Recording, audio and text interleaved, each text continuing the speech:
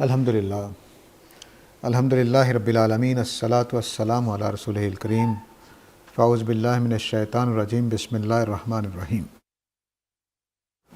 سورہ البقرہ کی 254 نمبر آیت آج ہم پڑھیں گے۔ یا ایھا الذین آمنوا انفقوا مما رزقناکم من قبل ان یاتی یوم لا بیع فیہ ولا خلۃ ولا شفاعۃ والکافرون هم الظالمون۔ اے ایمان والو، جو اللہ نے تم پر رزق عنایت کیا ہے اس میں سے خرچ کرو، اس سے پہلے کہ وہ دن آ جائے جس میں کوئی تجارت کام نہیں آئے گی، کوئی دوستی کام نہیں آئے گی اور کوئی شفاعت کام نہیں آئے گی، اور جو کافر ہیں وہ تو ہیں ہی ظالم۔ پیچھے آپ کو یاد ہوگا کہ جہاد اور جہاد کے ساتھ اللہ کی راہ میں خرچ کرنے کا دونوں مضمون چلتے رہے ہیں۔ یہاں اس مضمون کو ایک طرح سے کمال تک پہنچا دیا ہے کہ جامع طور پر اللہ کی راہ میں خرچ کرنے کا حکم دے دیا ہے۔ تو اس بحث کو وہ اللہ کی راہ میں خرچ کرنے کو ایک بڑی نیکی قرار دے کر اس گفتگو کو ختم کیا گیا کہ ایمان والو، اللہ کی راہ میں جو کچھ تمہیں رزق دیا گیا ہے اس میں سے خرچ کرو۔ یہ ظاہر ہے کہ اللہ کی راہ میں خرچ کرنا جو ہے وہ ہماری دو بنیادی چیزیں ہیں جو ہمارے پاس اللہ نے دے رکھی ہیں۔ ایک ہمارا جسم ہے، کچھ عبادات اس کے ذریعے سے ہوتی ہیں، اور دوسری چیز جو اللہ نے ہمیں نعمتیں دے رکھی ہیں ان میں سے خرچ کرنا ہوتا ہے۔ تو یہ دو جو ہمارے جسم کی بدنی عبادات ہیں اس میں کچھ چیزیں ہماری صلاحیتوں پر بھی اللہ نے رکھی ہیں، تو ان کو ہم کسی موقع مناسب موقع پر زیر بحث لے آئیں گے۔ مثلا اللہ کے دین کی خدمت کرنا، علم حاصل کرنا، اس طرح کی چیزیں یہ صلاحیتوں پر مبنی کر دی گئی ہیں۔ تو جو بھی چیزیں ہمیں حاصل ہیں وہ اللہ کی راہ میں خرچ کرنا یہ ایک بڑی نیکی ہے۔ مال ہو تو اس کو خرچ کرنا اللہ کی راہ میں، صلاحیتیں ہوں تو اس کو خرچ کرنا، جسم ہے تو اس کے ذریعے سے جد و جہد کرنا، نماز پڑھنا، روزہ رکھنا، جن پہ اوپر تبلیغ کی ذمہ داری آتی ہے تبلیغ کرنا، جن کے اوپر دین کے علمی کام کی ذمہ داری آتی ہے وہ کرنا، جن کے اوپر تعلیم کی ذمہ داری آتی ہے، یہ سب ہم خرچ کرتے ہیں۔ یہاں چونکہ مال کے پہلو سے بات ہو رہی ہے تو فرمایا کہ جو میں نے تمہیں رزق دیا ہے اس میں سے خرچ کرو۔ اب خرچ کرنا اللہ کی راہ میں اتنی بڑی نیکی ہے کہ اللہ تعالیٰ آگے کہہ رہے ہیں کہ اس سے پہلے کہ وہ دن آ جائے جس میں یہ کام نہیں ہوں گے۔ تو گویا قیامت میں نجات کے ذریعوں میں سے ایک بڑا ذریعہ اللہ کی راہ میں خرچ کرنا بھی ہے۔ اس دن یہ جو مال خرچ کیا ہوگا یہ ہمارے کام آئے گا۔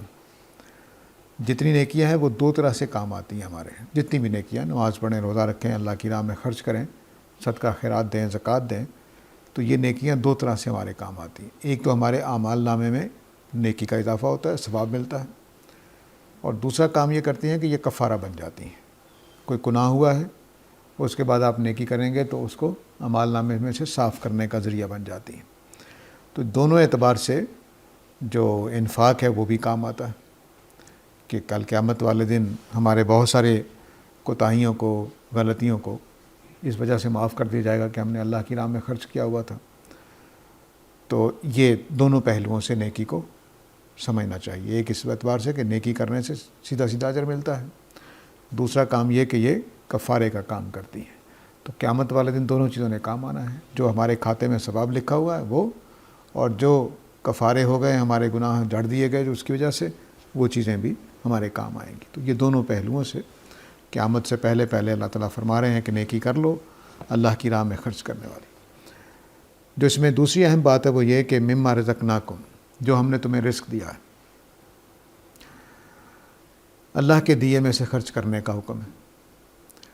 یہ ظاہر ہے کہ ایسا ہی ہے کہ مثال کے طور پر میں آپ کو 10 روپے دوں اور کہوں یار 5 روپے مجھے واپس کر دو، تو میں نے آپ پر کوئی بوجھ نہیں ڈالا ہے، جو دیا تھا اسی میں سے لے رہا ہوں، ٹھیک ہے۔ تو یہ کیفیت ہے جو جملہ پیدا کرتا ہے، کئی مقامات پہ آیا ہے کہ ان میں سے خرچ کرو جو میں نے تمہیں رزق دیا ہے۔ تو اللہ کی نعمتوں میں سے ہی جو اللہ نے دی ہیں وہی اللہ کی راہ میں خرچ کرنی۔ ایسا نہیں ہے کہ ہم نے خود کوئی چیز بنائی ہے، خود کوئی چیز کمائی ہے، خود کوئی اس میں سارا کچھ ہمارا ہی ہے، ایسا نہیں ہے۔ اگر ایسا ہوتا کہ ہم نے خود اپنا مال خود تخلیق کیا ہوتا، اپنی صلاحیتیں خود تخلیق کی ہوتی، تو اللہ تعالیٰ مطالبہ بھی نہ کرتے۔ تو اللہ تعالیٰ کا مطالبہ اس بنیاد پر ہے کہ میں نے ہی دیا تمہیں، تو اس میں سے اپنے غریب لوگوں کے لیے مانگ رہا ہوں، یا جہاد کے لیے مانگ رہا ہوں، یا کسی اور بڑے کام کے لیے۔ تو انفقوا مما رزقناکم، اس میں سے جو میں نے تمہیں رزق دیا ہے، جو ہم نے تمہیں رزق دیا ہے، اس میں سے اللہ کی راہ میں خرچ کرو۔ تو یہ اللہ تعالیٰ کی بات کا مطلب ہے کہ ہم اپنی کمائی کے خود خالق نہیں ہیں۔ ہم نے نہ وہ دولت بنائی ہے، نہ وہ نعمتیں بنائی ہیں، نہ وہ، یعنی اللہ تعالیٰ نے تو رستہ بند کر دیا تھا، لیکن میں نے خود اپنی قوت تخلیق کے ذریعے سے مال بنا لیا ہے، ایسا نہیں ہے، بالکل ایسا نہیں ہے۔ دنیا میں اللہ نے ایک نظام بنا رکھا ہے، اس کے تحت مجھے اور آپ کو رزق ملتا رہتا ہے۔ آگے فرمایا کہ اس دن کے آنے سے پہلے جس میں کوئی تجارت نہیں ہوگی، کوئی خرید و فروخت نہیں ہوگی۔ دنیا میں ہم کئی چیزیں حاصل کر لیتے ہیں بیع کے ذریعے سے، یعنی خرید و فروخت کے ذریعے سے۔ میرے پاس پانی نہیں ہے تو پانی خرید لوں گا، کھانا نہیں ہے تو کھانا خرید لوں گا۔ لیکن قیامت والے دن جنت خریدنی چیز نہیں ہوگی۔ اس دن جنت بکے گی نہیں کہ آپ کے پاس پیسے ہیں تو چلو خرید لو۔ اول تو پیسے ہی نہیں ہوں گے، اور دوسرا یہ کہ وہ بکنے والی چیز بھی نہیں، وہ تو انعام ہے۔ تو انعام انہی کو ملے گا جو کامیاب ہو جائیں گے۔ ولا خلہ، اور اس دن کوئی تعلق، رشتہ داری، کوئی دوستی بھی کام نہیں آئے گی۔ یعنی ایسا نہیں ہوگا کہ بھائی کہے یار تم میری کرسی پر بیٹھ جاؤ، صبح سے کھڑے ہو۔ کوئی یہ نہیں کہے گا کہ تم میری جنت لے لو، میں تمہاری دوزخ میں چلا جاتا ہوں۔ کوئی چیز کام نہیں آئے گی۔ ولا شفاع، اور نہ کوئی شفاعت کام آئے گی۔ شفاعت کا مطلب ہے کہ میں نے سفارش کر دی کہ آپ بڑی مہربانی ان کا یہ کام کر دیجئے، تو کوئی بھی آدمی اللہ تعالیٰ کو یہ نہیں کہہ سکے گا کہ یا اللہ تو اس بندے کو دوزخ سے نکال کے جنت میں ڈال دے۔ کوئی نہیں کہہ سکے گا، اور کسی کی یہ بات مانی بھی نہیں جائے گی۔ والکافرون هم الظالمون، تو فرمایا کہ یہ میں نے اتنا سخت قانون کیوں بنایا ہے کہ نہ کوئی تجارت ہو سکے گی اس دن، نہ کوئی دوستی رشتہ داری کام آئے گی، اور نہ کوئی شفاعت کام آئے گی۔ اس لیے کہ کافر ظالم ہے، اس لیے قانون سخت رکھا گیا ہے۔ ظالموں کے لیے کوئی نرمی نہیں ہے۔ ظالموں کے لیے کہیں بھی نہ شفاعت ہونی چاہیے، نہ دوستی رشتہ داری فیورٹزم کام آنا چاہیے، نہ کوئی لین دین ہونا چاہیے کہ رشوت لے کر چھوڑ دیا۔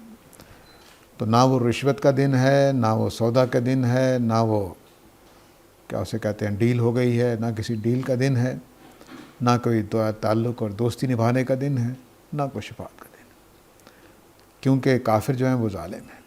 یہ اس دن کی بے لاگ جو انصاف ہونا ہے اس کو بیان کیا اللہ تعالیٰ نے۔ پیچھے بھی ہم پڑھ چکے ہیں کہ وہاں کوئی جان کسی کا کام نہیں آئے گی، کوئی پیسہ کسی کا کام نہیں آئے گا، کوئی اور بھی مدد نہیں آئے گی۔ یہ ساری چیزیں اللہ تعالیٰ نے بیان کی ہیں، اور کوئی چیز بھی نہیں چھوڑی ہے۔ یہاں بھی 3 چیزیں آپ کے کام آ جاتی ہیں، پیسہ کام آ جاتا ہے، دوستی کام آ جاتی ہے، تعلق، سفارش، اس طرح کی چیزیں کام آ جاتی ہیں۔ تو قیامت والے دن ان تینوں چیزوں کا کوئی عمل دخل نہیں ہوگا۔ مطلب یہ ہوا کہ خدا کا فیصلہ خدا کے ہاتھ میں ہوگا۔ آپ لوگوں کو یاد ہوگا کہ میں نے سورہ فاتحہ جب شروع کی قرآن مجید کا درس، یہاں پہ تقریباً سال پہلے کی بات ہے، تو اس میں نے یہ عرض کیا تھا کہ وہاں شکر 3 باتوں پر ادا کیا گیا۔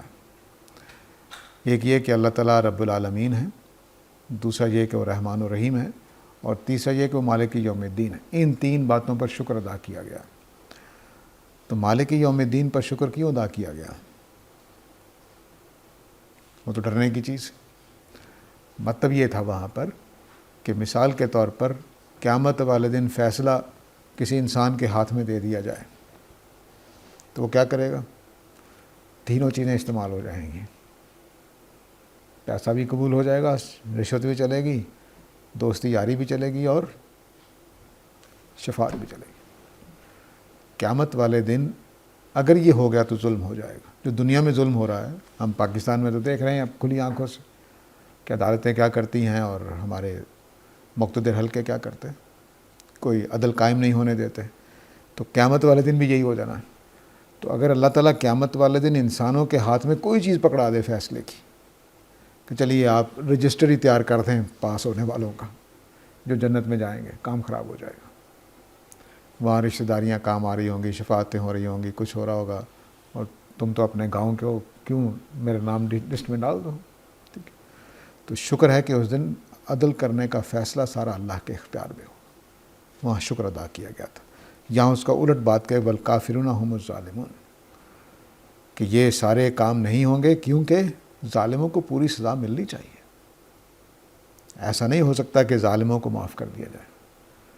تو جس علاقے میں پورا عدل ہو وہ علاقہ قابل شکر علاقہ ہے، وہاں رہنا قابل تعریف رہنا ہے۔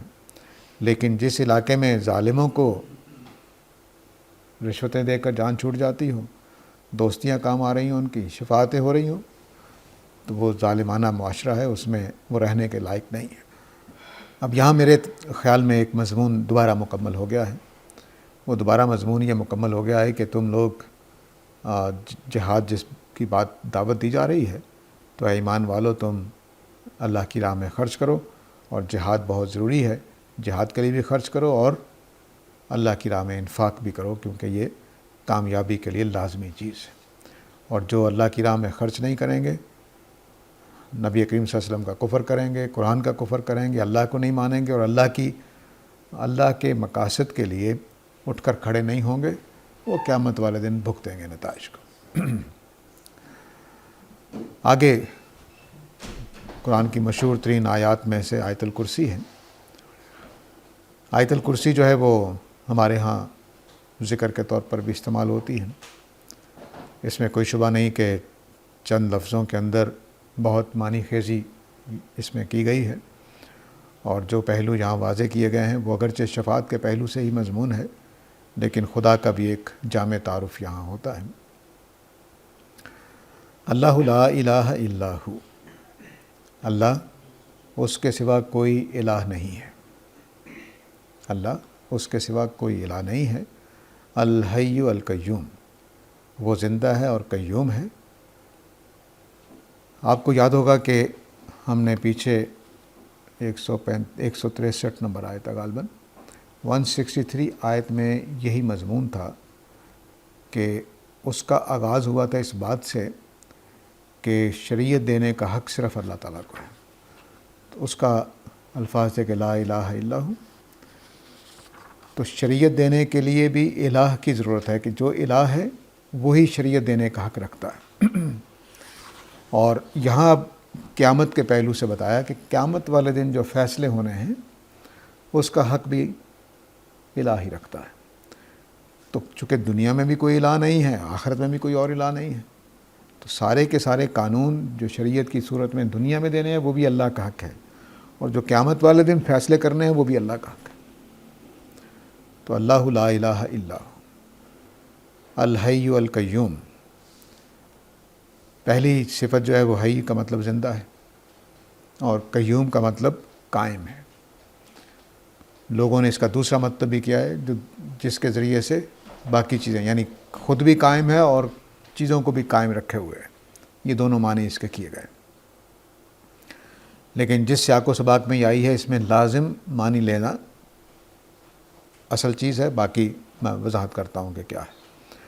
اللہ تعالیٰ زندہ ہیں اور اللہ تعالیٰ قائم و دائم ہے۔ قیوم کے اندر مبالغہ ہوتا ہے، تو یعنی اس کا مطلب یہ ہو جائے گا کہ اللہ تعالیٰ بے نفس ہی قائم ہے، بے ذات ہی قائم ہے۔ ان کو قائم ہونے کے لیے کسی کھانے پینے کی، کسی کے سہارے کی، کسی کی تخلیق کی ضرورت نہیں ہے، بس وہ قائم ہے۔ اب جو قائم ہے اور جس کو کسی کے سہارے کی ضرورت نہیں ہے، کسی نے اس کو تخلیق نہیں کیا ہے، تو آپ سے آپ اس کے اندر مطلب یہ پیدا ہو گیا کہ وہ ازل سے ہیں، اللہ تعالیٰ کا کوئی آغاز نہیں ہے، کوئی بگننگ نہیں ہے، بلکہ قیوم اور کوئی موت نہیں ہے۔ تو الحی اور قیوم دونوں صفات مل کر یہ بتا رہی ہیں کہ اللہ تعالیٰ موجود رہے گا اور زندہ رہے گا، ازل سے موجود ہے، ازل سے زندہ ہے، اور تا ابد زندہ رہے گا اور موجود رہے گا۔ اب میں ایک بات اپنے جو عربی جن کو پڑھاتا ہوں، عربی ادب، تو اس میں بتایا کرتا ہوں کہ کلام کا ایک مقدر ہوتا تو میں نے یہاں بھی کئی دفعہ مثال دی ہے کہ میں نے کہا کہ بھئی چائے پھیکی ہے، تو اس جملے کا مقدر یہ ہے کہ چینی لائی جائے. ٹھیک ہے، میں کہیں مہمان گیا ہوں تو جا کر کہوں یار چائے پھیکی ہے، تو میزبان کہے گا جی میں ابھی لاتا ہوں چینی، ڈالنا بھول گیا ہوں یا کچھ جو بھی ہے. اب وہ چینی لے کر آئے گا. گویا میں نے صرف جملہ بولا تھا کہ چائے پھیکی ہے اور میزبان نے سمجھا کہ میں چینی مانگ رہا ہوں. ٹھیک ہے، ایسا ہی جب اللہ تعالیٰ نے کہا کہ وہ ازل سے زندہ ہے، ازل سے موجود ہے، ابد تک زندہ رہے گا، ابد تک موجود رہے گا، تو اس کا ایک مقدر ہے کہ اللہ تعالیٰ سے جان نہیں چھوٹ سکتی. میں نیگیٹو جملہ کافروں کی وجہ سے بول رہا ہوں کہ ایسا نہیں ہو سکتا کہ تم اللہ سے جان چھڑا لو گے. کوئی نہیں، اللہ تعالیٰ نے 100 سال اللہ تعالیٰ معاف کرے، بعد میں ہونا نہیں ہے، ٹھیک ہے جان چھوٹ جائے گی. خدا سے جان نہیں چھوٹ سکتی، وہ ازل تا ابد رہے گا، موجود بھی رہے گا، زندہ بھی رہے گا. تو یہ جو معنی ہے اس کے اندر، اس کا مطلب ہے کہ تمہارے مقدمات، تمہارے جرائم، تمہارے نیکیاں سب کہیں نجات پانے والی نہیں ہیں، وہ خدا کے سامنے لازماً جائیں گی. اب کوئی آدمی زندہ ہو اور کوئی موجود ہو، لیکن زندہ چیزیں سو بھی تو جاتی ہیں، تو کوئی نہیں، اللہ تعالیٰ سو جائیں گے تو پھر کوئی شرارتیں کر لیں گے. فرمایا کہ یہ بھی موقع نہیں ہے. لا تأخذہ سنۃ ولا نوم، نہ اس کو اونگ آتی ہے نہ اس کو. تو دونوں غفلت کی چیزیں بیان کر دی کہ اللہ تعالیٰ زندہ ہیں، موجود ہیں اور غافل بھی نہیں ہیں. ان کو نہ نیند آتی ہے، اونگ بھی نہیں آتی. نیند آنا تو دور کی بات ہے، اونگ بھی نہیں آتی. اب اس کا جو مقدر ہے وہ یہ کہ اللہ تعالیٰ ہر چیز کو نگاہ رکھے ہوئے ہیں، ہر چیز پر دیکھنے والے ہیں، کبھی غافل نہیں ہوتے. تو تمام چیزیں ان کے علم میں ہیں. آدمی سو جائے گا تو ہو سکتا ہے آپ کو چیزیں ادھر ادھر کر دیں، لیکن جب وہ سویا ہی نہیں تو آپ کیسے کر سکتے ہیں؟ تو ایک ایسی ذات جو مستقل طور پر زندہ ہے، جو مستقل طور پر قائم اور دائم ہے، جو مستقل طور پر نیند سے پاک ہے، اس ذات کے آگے تمہاری چلے گی کیا؟ نجات پانے کا راستہ کیا تمہارے لیے؟ لازماً پکڑے جاؤ گے، کیونکہ خدا زائل ہونے والے نہیں ہیں، خدا غروب ہونے والے نہیں ہیں، خدا کو موت نہیں ہے، حی لا یموت. تو ایک ایسی ہستی سے تو ہم سمجھ سکتے ہیں کہ جان چھوٹ جائے گی. مثلا کسی کے والد صاحب سخت گیر ہوں، کسی کی ساس سخت گیر ہو، سسر سخت گیر ہو، تو کہیں چلو کوئی نہیں 10-20 سال انتظار کر لیتے ہیں، اللہ کو پیارا ہو جائے گا تو جان چھوٹ جائے گی. لیکن یہاں ایسا نہیں ہے. تو اوپر یہ جو بات کہی تھی کہ تمہاری کوئی دوستی کام نہیں آئے گی، کوئی رشوت کام نہیں آئے گی، کوئی شفاعت کام نہیں آئے گی، اب یہاں یہ مضمون آگے بڑھایا کہ اللہ تعالیٰ قیامت والے دن اکیلے الہ ہیں. دنیا میں بھی وہ اکیلے الہ ہیں، اور وہ ایسے الہ نہیں ہیں کہ کبھی جان چھوٹ جائے گی جیسے تمہارے دیوتا ہیں. کئی بزرگ فوت ہو گئے، کئی ٹوٹ پھوٹ گئے، سورج ڈوب گیا، چاند ڈوب گیا، ستارے ڈوب گئے. تو تمہارا خدا ایسا نہیں ہے، اللہ تعالیٰ ایسے نہیں ہے، اور وہ کبھی غافل بھی نہیں ہوتے. تو یہ خدا کی جو صفات ہیں، یہ جملے کا بہاؤ یہ بتا رہا ہے کہ اسی معنی میں لینا چاہیے. لیکن ہمارے بہت سارے مفسرین نے قیوم کے معنی متعدی لیے ہیں، لازم نہیں متعدی لیے ہیں. متعدی کا مطلب ہوتا ہے کہ اس کا کوئی مفعول بنایا ہے. پھر ہمارے مفسرین نے 2 معنی بیان کیے ہیں، ایک قیوم علی کل شیء اور ایک قیوم بکل شیء. 2 معنی بیان کیے ہیں. قیوم علی کل شیء کا مطلب ہے کہ وہ حاکم ہے، نگران ہے، ہر چیز کے اوپر اس کی حکومت چلے گی. اور قیوم بکل شیء کا مطلب ہوگا کہ ہر چیز کرنے والا وہی ہے، ساری چیزوں کی تدبیر اسی کے ہاتھ میں ہے، ساری پلاننگ، ساری پروویژن، جو کچھ دنیا میں چاہیے فراہم کرنے والا وہی ہے، جو کچھ ہو رہا ہے کرنے والا وہی ہے. تو یہ معنی کا انکار نہیں ہے، لیکن کلام کا بہاؤ پہلے معنی تک چاہتا ہے کہ کلام کو پہلے سمجھا جائے. پھر حی و قیوم جو زندہ ہے وہ زندگی دے بھی رہا ہے، وہ ایک الگ مضمون ہے. لیکن یہاں صرف اتنا مضمون ہے کہ وہ کبھی مرنے والا نہیں ہے، نہ کبھی اس کا کوئی آغاز ہوا ہے، نہ اس کا ایگزسٹنس ختم ہونے والی ہے. وہ قائم و دائم ہے، حی و قیوم ہے، اور اس کو نہ نیند آتی ہے نہ اونگ آتی ہے. تو کوئی لمحہ غفلت کا نہیں ہے، کوئی لمحہ عدم موجودگی کا نہیں ہے. تو تم اس سے نجات کیسے پا سکتے ہو؟ اس کا سامنا کرنا ہی کرنا ہوگا. لہو ما فی السماوات و ما فی الارض، ساری دنیا کی جو بھی چیزیں ہیں اسی کی ہیں، مالک وہی ہے۔ اب یہ جو جملہ ہے یہ بڑا دھمکی آمیز بھی ہے، اور جو لوگ اللہ کو ماننے والے ہیں ان کے لیے بشارت بھی ہے اس میں، کہ ہمارا واسطہ کسی ایسے خدا سے نہیں ہے کہ جو صرف بارش کا خدا ہے، جو صرف دھوپ کا خدا ہے، نہیں، ہمارا معاملہ ایک ایسی ہستی سے ہے کہ زمین و آسمان میں جو کچھ ہے، پوری کائنات میں جو کچھ ہے وہ اسی کا ہے، بنایا اسی نے ہے، چلا وہی رہا ہے، حاکم وہی ہے، ہر چیز اسی کی بات مانتی ہے۔ تو اگر اس نے دوزخ کو کہہ دیا کہ ان کو جلسا دو تو جلسا دے گی، زمین و آسمان کو کہہ دیا کہ سب کچھ تباہ کر دو تو کر دیں گے، تو تم بچ کر جاؤ گے کہاں پہ؟ کہیں نہیں جا سکتے۔ یہاں کا ذرہ ذرہ، یعنی اگر حضرت موسیٰ کے معجزات دیکھیے تو یہ جو پانی اور یہ جو ہوائیں، یہ سازگار چیزیں، یہ ہمارے لیے قیامت بن جاتی تھی۔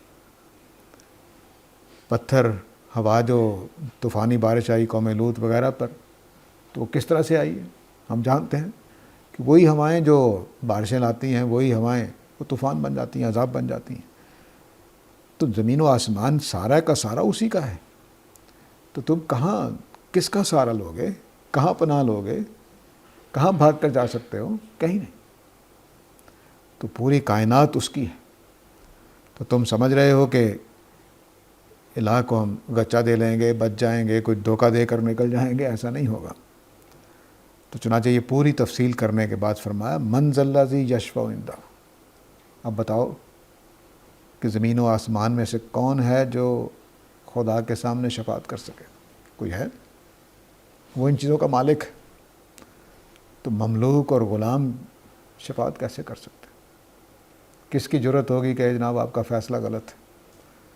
کس کی جرت ہوگی کہے کہ جناب میں جانتا ہوں آپ کو نہیں پتہ، ذرا اس کو معاف کر دیجیے؟ کس کی جرت ہوگی؟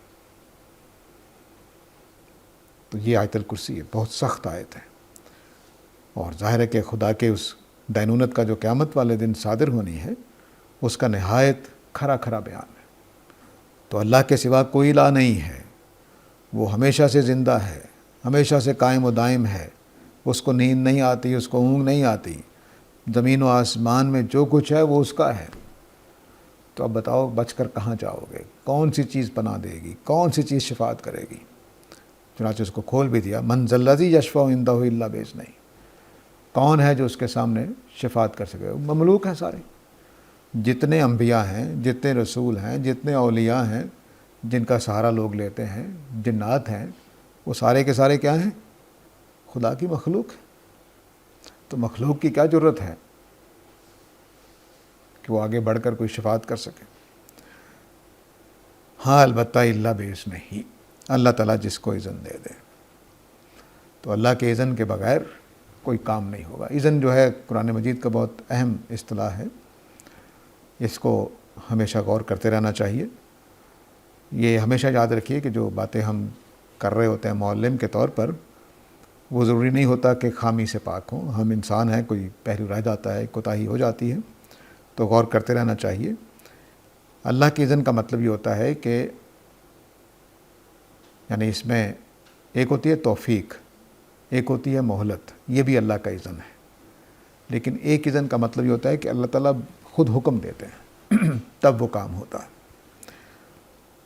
جیسے معجزات کے بارے میں اللہ تعالیٰ نے کہا ہے کہ حضرت عیسیٰ باذن ہی، اللہ کے اذن سے مٹی کو لے کر اس کی وہ مورتی سے بناتے تھے، پھر اللہ کے اذن سے اس میں پھونک مارتے تھے تو وہ جیتا جاگتا پرندہ بن جاتی تھی۔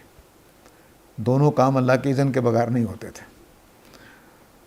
تو اللہ کی اذن، اگر مثال کے طور پر حضرت عیسیٰ خود اپنی مرضی سے کسی وقت کسی مٹی کی لے کر مورتی بنا دیتے پرندے کی شکل کی اور اس میں پھونک مارتے تو کچھ نہ ہوتا، کچھ نہیں ہونا تھا۔ دریا کے کنارے جب حضرت موسیٰ نے عصا ان کے ہاتھ میں تھا، خود عصا مارتے کچھ نہیں ہونا تھا، اللہ کا حکم آیا کہ اب عصا ماریے۔ 12 چشموں کے لیے حضرت موسیٰ خود عصا مارتے کچھ نہیں ہونا تھا، حکم آئے گا تو 12 چشمے پھوٹیں گے۔ تو یہاں بھی یہی فرمایا کہ کوئی زبان نہیں کھول سکے گا سوائے اس کے کہ اللہ تعالیٰ زبان کھولنے کی اجازت دے دے۔ شفاعت کے بارے میں ہمارے پاکستان میں جو تصور ہے بڑا غلط قسم کا ہے کہ نبی کریم صلی اللہ علیہ وسلم ہر کسی کی شفاعت کر سکیں گے، اور بلکہ یہ جملہ بولا جاتا ہے کہ شفاعت تو گناہ گاروں ہی کی ہوتی ہے، نیک لوگوں کی تو نہیں ہوتی۔ تو اس کا مطلب ہے کہ نبی کریم صلی اللہ علیہ وسلم برے لوگوں کی شفاعت کریں گے۔ 2-3 باتیں صرف توجہ دلانا چاہتا ہوں، باقی آپ کی مرضی ہے۔ کوئی آدمی کسی بدماش کے ساتھ، نیک آدمی، صالح آدمی، نمازی، پرہیزگار، با اخلاق، با شرع آدمی، کیا کسی بدماش کی تھانے میں ضمانت کروانے جائے گا؟ بتا دیجیے۔ تو نبی کریم صلی اللہ علیہ وسلم سے اتنی گری ہوئی حرکت کی توقع کیوں رکھتے ہیں کہ وہ اپنے خدا کے رسالت کی شان کے خلاف ابو جہل کی شفاعت کرنے چلے جائیں؟ کیسے ہو سکتا؟ دوسری بات، اگر جو نبی کریم صلی اللہ علیہ وسلم کی شفاعت کی جو بات کر رہا ہوں کہ وہ گناہ گاروں کی کریں گے، تو بلا شبہ گناہ گاروں کی کریں گے، لیکن میں بتاتا ہوں کہ کن گناہ گاروں کی کریں گے۔ تو اگر شفاعت ہی سے سارے معاملات ہونے ہیں تو جنت دوزخ کے قائم کرنے کی ضرورت کیا ہے؟ یعنی آ جا کے چند لوگ رہ جائیں گے نا، ابو جہل، ابو لہب، فرعون اور نمرود، یہی لوگ رہ جائیں گے جن کو بالکل واضح طور پہ اللہ تعالیٰ نے کہہ دیا کہ وہ دوزخی ہیں۔ تو ان لوگوں کو چھوڑ کے باقی سب لوگوں کو نیکی کرنے کی کیا ضرورت ہے؟ قرآن اتارنے کی کیا ضرورت ہے؟ بس نبی شفاعت کر دیا کریں۔ تو قرآن کا جو پورا اصول ہے قیامت کا، وہ برباد ہو جاتا ہے۔ تو شفاعت کا کوئی ایسا نظریہ نہیں مانا جا سکتا جو قرآن کے اس مقدمے کو خراب کرتا ہو کہ قیامت ہونی ہے اور اس دن حق و انصاف ہونا ہے۔ تو شفاعت کا کوئی ایسا نظریہ نہیں مانا جا سکتا جو قیامت کے نظریے کو باطل کرتا ہو، عدل کے نظریے کو باطل کرتا ہو، وہ نہیں مانا جا سکتا۔ اب آ جائیے قرآن مجید میں جو شفاعت کا نظریہ ہے۔ قرآن مجید کہتا ہے کہ اللہ کے اذن سے کوئی بول سکیں گے، اور ایک مقام پہ کہتا ہے لمن یشاء، جس کے لیے اللہ تعالیٰ اجازت دیں گے اس کے لیے بولا جائے گا۔ تو مثال کے طور پر نبی کریم صلی اللہ علیہ وسلم کو اجازت مل جائے گی کہ آپ بولیے، لیکن جس کے بارے میں بولنے کی اجازت ملے گی اس کے بارے میں بولیں گے۔ پہلے یہ کہ آپ اس وقت شفاعت کر سکیں گے جب آپ کو بولنے کی اجازت ملے گی، پھر دوسری بات یہ کہ جس کے لیے بولنے کی اجازت ملے گی اس کے لیے بولیں گے، اور تیسری بات یہ کہ سچ کہیں گے۔ کالا ثوابہ سورہ نبا میں جا کر بیان کیا ہے۔ تو اب اللہ تعالیٰ کے علم میں تو کوئی اضافہ نہیں کر سکے گا۔ یہ تو کوئی نہیں کہہ سکے گا جی یا اللہ آپ کو نہیں معلوم ہے، اس کو معاف کر دیجیے، یہ تو کوئی نہیں کہہ سکے گا۔ تو شفاعت صرف ان لوگوں کی ہوگی جن کے بارے، پہلی بات یہ کہ بولے گا صرف وہ ہستی بولے گی جس کو بولنے کی اجازت دی جائے گی۔ دوسری بات یہ اگر اجازت نہیں ملی تو شفاعت نہیں ہوگی، اور بولنے کی اجازت مل گئی لیکن جس کے بارے میں ملے گی اسی کے بارے میں بول سکیں گے۔ تو اللہ تعالیٰ معاف کرے، ہو سکتا ہے کہ ہم میں سے کسی کے بارے میں نبی صلی اللہ علیہ وسلم کو اجازت نہ ملے، تو اس شفاعت پر کیسے انحصار کیا جا سکتا ہے جو اللہ کے فیصلے پر مخدوش ہے کہ پتہ نہیں اجازت ملتی ہے کہ نہیں ملتی۔ تیسری چیز یہ کہ جس کو اجازت ملے گی بولنے کی، جس کے بارے میں بولنے کی اجازت ملے گی، کالا ثواب، وہ سچی بات کہے گا، درست بات کہے گا۔ وہاں جھوٹ نہیں بولا جا سکتا، وہاں کوئی بل فریب نہیں دیا جا سکتا، وہاں کوئی الٹی سیدھی بات کر کے دھوکہ دے کر نجات نہیں دلوائی جا سکتی۔ یہ 3 شرطیں تو ہو گئیں وہ کہ شفاعت کرنے والے اور جن کی ہونی ہے ان کی کیا صورتحال ہے۔ اب سورہ آل عمران میں اور سورہ توبہ میں یہ بات معلوم ہوتی ہے کہ نبی کریم صلی اللہ علیہ وسلم کے زمانے میں بعض صحابہ جن سے کوتاہی ہو گئی تھی ان کو کہا گیا، کچھ منافقانہ یا کمزور قسم کے جو مسلمان تھے ان کو پھر کہا گیا کہ تم خود بھی استغفار کرو اور رسول سے بھی جا کر کہے کہ وہ آپ کے لیے استغفار کریں۔ وہاں سے یہ شفاعت کا عندیہ ملتا ہے کہ رسولوں کی جو شفاعت ہوگی وہ استغفار کے نوعیت کی ہوگی کہ یا اللہ آپ اپنی مرضی سے اپنے قاعدے قانون کے مطابق ان کو معاف کر دیجئے۔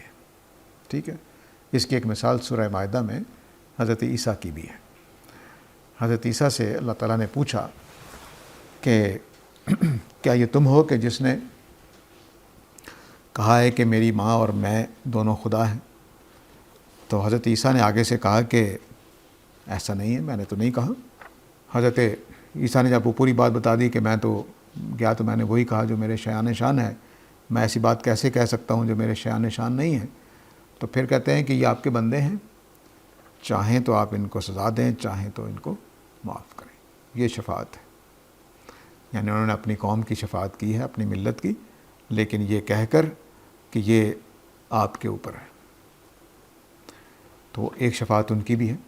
اب اس طرح کی جتنی بھی چیزیں ہیں وہ اگر آپ ساری سمجھ جائیں، قرآن میں جتنے بھی اس طرح کے مواقع ہیں، تو آپ کو یہ بات واضح ہو جائے گی کہ قرآن مجید کے مطابق ایسی شفاعت کا کوئی مفہوم پورے قرآن مجید میں نہیں ہے کہ آپ یہ کہیں کہ ادھر رسول کھڑے ہو کر کہے گا کہ جی بس آپ معاف کر دیجئے تو معاف ہو جائے گا۔ نہیں، ایسا کوئی تصور نہیں ہے، بلکہ انبیاء سلیقے کے ساتھ، ادب و احترام کے ساتھ اللہ تعالیٰ سے اپنی بات کہیں گے، اور وہ جو بات ہے وہ کہنے کے بعد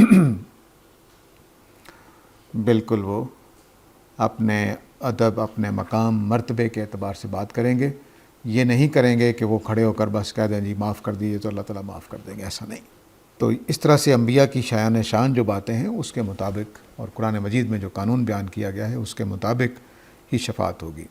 تو نبی کریم صلی اللہ علیہ وسلم اپنے امتیوں کے لیے دنیا میں استغفار کرتے رہے، اور آخرت میں بھی ان کو ایک استغفار کا موقع دیا جائے گا، جس کے لیے دیا جائے گا بس اسی کے لیے دیا جائے گا، باقیوں کے لیے نہیں۔ البتہ یہ بات قانونی طور پر واضح رکھنی چاہیے کہ شفاعت انہی کو نصیب ہوگی جو دنیا میں اگر گناہ ہوئے تو استغفار کرنے والے تھے، کیونکہ یہ نہیں کہا گیا کہ جا کر نبی سے استغفار کہو، بلکہ یہ کہا گیا کہ خود بھی استغفار کرو اور نبی سے بھی درخواست کرو کہ تمہارے لیے استغفار کریں۔ اب آگے دو باتیں اوپر چل رہی تھیں، الحی و القیوم، یعنی اللہ تعالیٰ ہمیشہ رہیں گے، ہمیشہ زندہ رہیں گے۔ حی کا مطلب ہے ہمیشہ زندہ رہیں گے، اللہ تعالیٰ کو موت نہیں ہے۔ قیوم کا مطلب ہے کہ اللہ تعالیٰ کبھی زائل نہیں ہوں گے، کبھی غروب نہیں ہوں گے، کبھی ختم نہیں ہوں گے، ہمیشہ قائم رہیں گے اور ہمیشہ بیدار رہیں گے، ہر وقت پہرے زندہ ہے، ہر چیز اللہ کی نگاہ میں ہو رہی ہے۔ کبھی بھی اللہ تعالیٰ نہیں سوئیں گے کہ کوئی بات ان کی نگاہ سے اوجھل ہو گئی، غفلت میں گزر گئی۔ اور اس کے بعد اگلی بات جو ان دونوں کے اندر میں بتا رہا ہوں کہ جو مقدر بات ہے وہ یہ کہ اللہ تعالیٰ ہر چیز کو جانتے ہیں۔ تو چنانچہ فرمایا کہ یعلم ما بین ایدیہم وما خلفہم، تو جو لوگ شفاعت جن کے بارے میں ہو رہی ہوگی یا شفاعت کرنے والے ہیں، فرمایا کہ ان کے آگے پیچھے کی ساری باتیں اللہ تعالیٰ جانتے ہوں گے، ان کا ماضی بھی، ان کا حال بھی، ان کا مستقبل بھی اللہ تعالیٰ جانتے ہیں۔ کوئی چیز اللہ سے پوشیدہ نہیں ہے، تو شفاعت کرنے والے کا کوئی فائدہ ہوگا کہ اللہ کے علم میں اضافہ کر دیں؟ یعنی ہم تھانے دار کا جا کر علم میں اضافہ کرتے ہیں، جناب آپ غلطی سے پکڑ لائے ہیں، یہ تو فلاں کا بیٹا ہے، یہ اس کے کارنامے یہ ہیں، یہ تو شریف آدمی ہے، کسی نے تہمت لگا دی، آپ پکڑ لائے ہیں، تو ہم اس کے علم میں اضافہ کر سکتے ہیں؟ اللہ کے علم میں کیا اضافہ کریں گے؟ چنانچہ جملے دیکھیے کتنے زبردست ہے کہ یعلم ما بین ایدیہم وما خلفہم، اللہ تعالیٰ ان کے آگے پیچھے، اندر باہر، دل دماغ سب حالات کو جانتے ہیں۔ ولا یحیطون بشیء من علمہ، جبکہ اللہ کے علم میں سے وہ کچھ بھی احاطہ نہیں کر سکتے، اللہ کے علم کو تو نہیں جانتے۔ حضرت عیسیٰ کا جملہ بھی ایسا ہی ہے، جس کا میں نے پہلے بھی حوالہ دیا کہ انہوں نے اللہ تعالیٰ سے درخواست کی کہ مجھے نہیں پتا کہ آپ کے دل میں کیا ہے، لیکن آپ میرے دل کے حالات جانتے ہیں۔ وہ بالکل کانپ اٹھے جب ان سے کہا گیا نا کہ بھئی تم نے اپنی ماں کو اور اپنے آپ کو خدا بنایا، تو انہوں نے کہا نہیں، لیکن آپ میرے دل کے حالات جانتے ہیں، میں نہیں جانتا کہ آپ کے دل میں کیا ہے، آپ مجھ سے کیوں پوچھ رہے ہیں؟ یعنی ان کو خبر ہی نہیں ہے کہ ان کی امت نے ان کو خدا بنا لیا ہوا ہے، خدا کا بیٹا بنا لیا ہوا ہے۔ تو یہاں بھی اسی بات کو بیان کیا ہے کہ جو لوگ ہیں جو شفاعت کرنے والے ہیں یا جن کے بارے میں شفاعت کی جائے گی، وہ تو میرے علم میں سے کچھ بھی نہیں جانتے، میں ان کا سب کچھ جانتا ہوں، تو شفاعت کیا کریں گے؟ کوئی فائدہ نہیں ہوگا، نہ اللہ کے علم میں اضافہ، نہ اللہ کی غلطی دور ہوگی کہ ایک غلط بات اللہ نعوذ باللہ معلوم ہے، غلطی دور کر دی، یہ ہو سکتا ہے، وہ بھی اللہ کے ہاں کوئی غلطی نہیں ہے، اور علم میں کمی کوئی نہیں کہ آپ علم کو کمی دور کر دیں۔ تو وہ اللہ تعالیٰ نے بیان کیا۔ یہ جو عربی کا محاورہ ہے اس کو سمجھ لینا چاہیے، یحیطون بشیء من علمہ، یہ عربوں کا محاورہ ہے، احاطہ بے علم کا مطلب ہوتا ہے احاطہ بے شیء علما، اچھی طرح سے چیز کو جاننا، اچھی طرح سے چیز کو سمجھنا۔ یہ پرانے زمانے میں صرف امام شافعی یا ان کے زمانے کے جو لکھنے والے ہیں ان کے ہاں یہ ملتا ہے، بلکہ امام شافعی نے اس کی 2 اصطلاحیں بنائیں اسی محاورے سے، احاطۃ الشیء ظاہراً اور احاطۃ العلم باطناً۔ اس کا مطلب یہ ہوتا تھا کہ ایک آدمی چیز کو ظاہری طور پر بھی جانتا ہے اور اس کی حقیقت کو بھی جانتا ہے۔ تو مثال کے طور پر ہم نے عدالت میں فیصلہ کیا کہ یہ صاحب چور ہیں، 2 گواہیوں نے گواہی دے دی، تو ظاہری طور پر تو ہم نے جان لیا کہ چور ہیں، لیکن کیا حقیقت میں بھی چور ہیں؟ یہ نہیں جانا۔ تو اللہ تعالیٰ نے یہاں پر دونوں چیزوں کو اکٹھا کر دیا کہ میں تو ان کی ایک ایک چیز کو جانتا ہوں جو آگے پیچھے ہے، مخفی ہے، ظاہر ہے، لیکن وہ میرے علم کا احاطہ ہی کوئی چیز کا احاطہ نہیں کر سکتے، کسی چیز کو نہیں جان سکتے کہ میرے پاس کیا کیا معلومات ہیں، میں کیا کرنا چاہتا ہوں، قیامت والے دن میرا کیا پروگرام ہے، میرا کیا ارادہ ہے، کس کو میں نے معاف کرنا ہے، کس کو میں نے پکڑنا ہے، یہ تو نہیں جانتے۔ الا بما شاء، ہاں جتنا اللہ تعالیٰ بتا دیں بس، اس سے زیادہ کچھ نہیں جانتے۔ اب یہ ظاہر ہے کہ مزید بات میں سختی پیدا ہو گئی ہے کہ خدا کی جو قہار ہونا ہے، خدا کا جو قیامت والے دن مالک ہونا ہے فیصلہ کرنے کا، وہ کوئی سادہ بات نہیں ہے، اس کے پیچھے خدا کی یہ صفات ہے۔ واسع کرسیہ السماوات والارض، اللہ تعالیٰ کی کرسی زمین و آسمان پہ پھیلی ہوئی ہے۔ کرسی سے ہماری وہ چیز ذہن میں آتی ہے جس پر ہم بیٹھے ہوئے ہیں اس وقت، تو لیکن کرسی بول کر اقتدار مطلب ہوتا ہے، ہماری زبان میں بھی ہوتا ہے۔ پاکستان میں تو کرسی کی جنگ لڑائی جاری رہتی ہے، تو مطلب حکمرانی کی۔ تو اللہ کی حکمرانی تمام زمین و آسمان پہ پھیلی ہوئی ہے، ہر چیز اس کے کنٹرول میں ہے، ہر چیز کا احاطہ اس کے ہاتھ میں ہے، اور ان دونوں کی حفاظت ولا یعودہ حفظہما، اللہ کو تھکاتی نہیں ہے۔ تو یہ نہ خیال کرو کہ قیامت والے دن تم زمین و آسمان میں سے کوئی چیز پکڑ کر لے آؤ خدا کا مقابلہ کرنے کے لیے، یا یہ خیال کر لو کہ اللہ تعالیٰ کوئی چیز تھکا دے گی، قیامت والے دن فیصلہ کرتے کرتے تھک جائیں گے، یا یہ بات کہ دنیا میں جو اللہ تعالیٰ اتنی بڑی دنیا چلا رہے ہیں تو یہ کسی دن کولیپس کر جائے گی اور اللہ تعالیٰ نجات ہو جائے گی، پتہ ہی نہیں چلے گا اللہ تعالیٰ کو کہ میں کہاں ہوں۔ بعض لوگوں کا یہ خیال ہوتا ہے اتنی اربوں کی آبادی ہے، اللہ کو میرا پتہ نہیں خیال رہے گا کہ نہیں رہے گا۔ تو فرمایا کہ نہیں، زمین و آسمان پہ اس کی بادشاہت پھیلی ہوئی ہے، اور ان دونوں کی حفاظت اس کو تھکاتی نہیں ہے۔ کوئی کام ایسا نہیں ہے کہ جو اللہ تعالیٰ کی تھکا دینے والا ہو۔ تو اللہ تعالیٰ کی قدرتیں اتنی زیادہ ہیں کہ قیامت والے دن سارے فیصلے کر دیں گے۔ دنیا میں بھی جتنے کام ہیں وہ اللہ تعالیٰ کر رہے ہیں، ایک ایک چیز کو وہ چلا رہے ہیں، کوئی چیز اس کی خدا کی گرفت میں سے باہر نہیں ہے، اور کوئی چیز اس کو تھکانے والی نہیں ہے، اس لیے کہ هو العلی العظیم، کہ وہ بہت بلند اعلیٰ ہستی ہے اور بہت عظمت والی ہے۔ اس کے ہاں گنجائش ہی گنجائش ہے، قوتیں ہی قوتیں ہیں، عظمت ہی عظمت ہے، کوئی پہلو اس کے ہاں نقص کا نہیں ہے۔ اور علی کا لفظ جو ہے وہ پچھلی پوری بات کے لیے ایک قرینہ ہے کہ اللہ تعالیٰ کی یہ قدرت، یہ بادشاہت کوئی چھین نہیں سکتا، کوئی خدا کو ڈرا نہیں سکتا، کوئی خدا کو کمزور نہیں کر سکتا، کوئی خدا کو نعوذ باللہ جان سے مار نہیں سکتا، کوئی اس کی قیوم ہونے کو ختم نہیں کر سکتا۔ تو اس لیے تمہارا واسطہ ایک ایسی ہستی کے ساتھ ہے جو حی و قیوم ہے، نیند اس کو نہیں آتی، زمین و آسمان کی تمام چیزیں اس کی ہیں، تمام زمین و آسمان پہ اس کی بادشاہت ہے، وہ نہ تھکتا ہے نہ وہ سوتا ہے۔ اس خدا کا تمہارے ساتھ معاملہ ہے، تو ذرا ہوشیار ہو جاؤ۔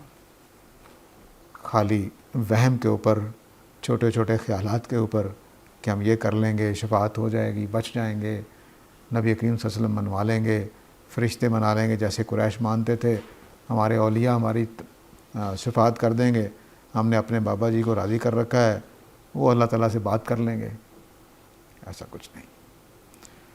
تو یہ آیت الکرسی ہے، اس کی جو شان ہے وہ آپ نے محسوس کر لی ہوگی کہ ایک ہی آیت کے اندر پورا درس کا ٹائم نکل گیا ہے، لیکن ابھی میں نے ہلکے ہلکے سطحی سی باتیں جو سمجھ آ رہی تھی ان کو عرض کر دیا ہے۔ آگے اب 2-1 منٹ ہیں، ہم اگلی آیت شروع نہیں کرتے۔ وآخر دعوانا الحمدللہ رب العالمین۔